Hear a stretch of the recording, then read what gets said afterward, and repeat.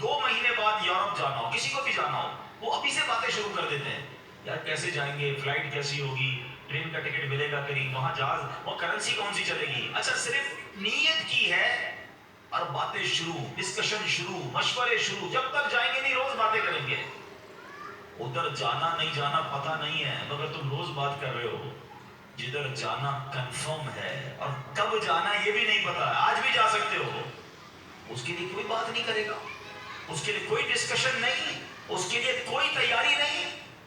سوچئے. چلے آپ کہتے ہیں یار یہ دعوت اسلامی والے موت پر بہت بات کرتے ہیں، آخرت پر بہت بات کرتے ہیں، بہت ڈراتے ہیں. چلو بھائی ہم اور آپ موت پر بات نہیں کرتے. ہم بات نہیں کریں گے تو کیا مرنے سے بچ جائیں گے؟ اس حقیقت سے نکل جائیں گے؟ آنکھیں بند کرنے سے مصیبت جاتی نہیں، فیس تو کرنا ہی پڑے گا. تو آج انشاءاللہ مختصر سے وقت میں ہم سب کی زندگی کی سب سے بڑی جو حقیقت ہے نا وہ ہے موت.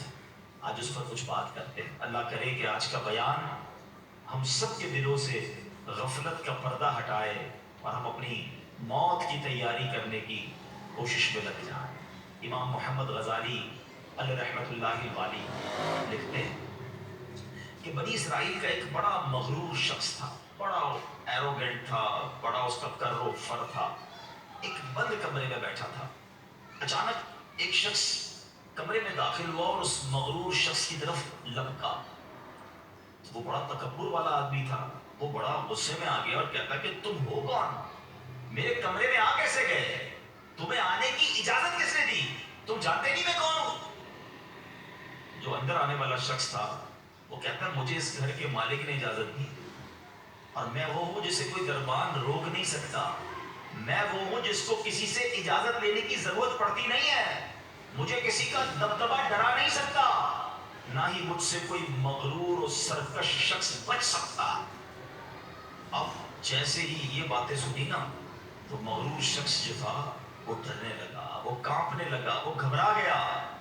وہ کہتا ہے کہ آپ تو ملک الموت معلوم ہوتے ہیں، کیونکہ جس کو کوئی نہیں روک سکتا، جس کو کسی کی اجازت کی ضرورت نہیں ہے، جس کو کسی کا دبدبا کر و فر ریزسٹ نہیں کر سکتا، وہ ملک الموت کے سوا تو کوئی نہیں. لگتا ہے آپ ملک الموت ہیں.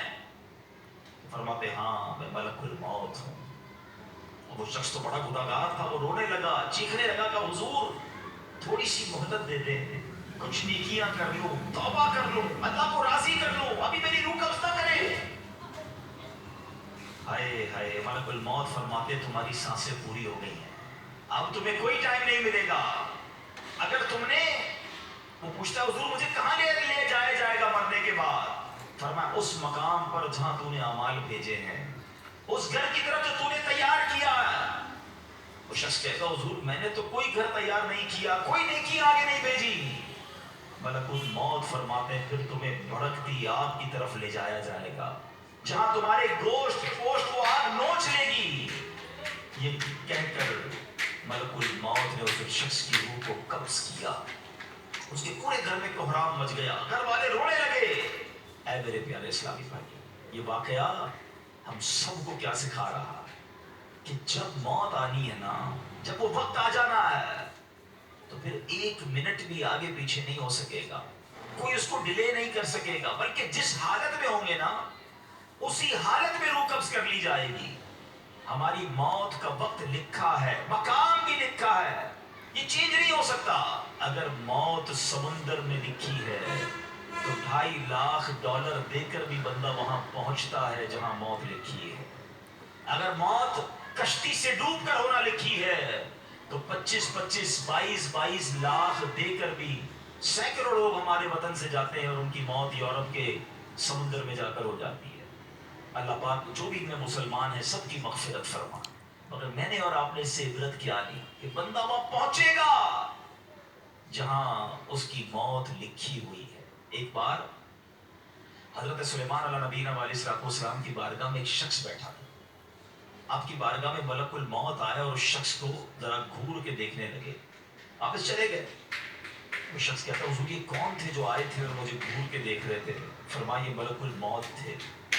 کہتا حضور لگتا ہے میری روح قبض کرنے والے، آپ مہربانی کریں، آپ کی تو ہوا پر حکومت ہے، آپ ہوا کو حکم دیں کہ ہوا مجھے اڑائے اور مجھے ہندوستان لے جا ہے. حضرت سلیمان بیت المقدس کے علاقے میں رہتے تھے نا. آپ نے حکم فرمایا, ہوا نے اس بندے کو اٹھایا اور ہندوستان پہنچا دیا. کچھ دنوں کے بعد پھر ملک الموت آیا حضرت سلیمان علیہ السلام کے بارے میں. آپ نے فرمایا تم میرے ساتھی کو کیوں گھور رہے تھے جب آئے تھے تو؟ کہ میں حیران تھا کہ میرے پاس یہ لکھا ہوا تھا اللہ کی طرف سے کہ تھوڑی دیر بعد مجھے اس کی روح ہند میں قبض کرنی ہے, اور وہ آپ کے پاس بیٹھا ہوا تھا. اللہ اکبر. حضرت سلیمان نے کہا میں نے ان کو حکم دیا اور ہوا نے اسے ہند پہنچایا, اور جب وہ ہند پہنچا تو پرٹیکولر ٹائم پر اسی مقام پر اس کی روح کو قبض کر دیا. ہائے ہائے ہائے, یہ ہے میری اور آپ کی حقیقت.